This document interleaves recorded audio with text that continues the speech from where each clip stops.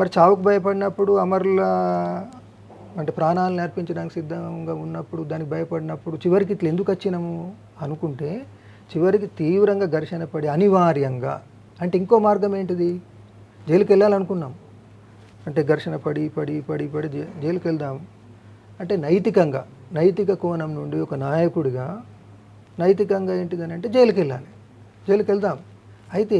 ఈనాడు జైలుకి వెళ్ళినటువంటి స్థితిలో నిన్నటి వరకు ఉన్న స్థితి వేరు ఇప్పుడున్న స్థితి వేరు పార్టీలో మిగిలినటువంటి వాళ్ళు అతి కొద్ది మంది కేంద్ర కమిటీ సభ్యులు ఒకళ్ళిద్దరే ఈనాటి స్థితిలో జైల్లో ఉండడం ద్వారా మిగిలిన కొద్ది మందినైనా కానీ సమన్వయించగలుగుతామా సమన్వయించలేము అంటే సింగిల్ సెల్ వేసేస్తారు తర్వాత ఇప్పుడున్నటువంటి పరిస్థితులలో మా పార్టీని కానీ విప్లవోద్యమాన్ని కానీ పునర్నిర్మించి ముందుకు తీసుకెళ్ళాలని అంటే జైల్లో ఉంటే మార్గం లేదు అంటే మేము ఇప్పుడు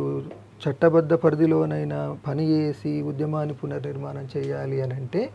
జైల్లో ఉంటే అన్ని అవకాశాలు క్లోజ్ కాబట్టి నైతిక కోణం నుండి చూసి నిర్ణయం తీసుకోవడమా లేదనుకున్నట్టయితే ఉన్న దాంట్లో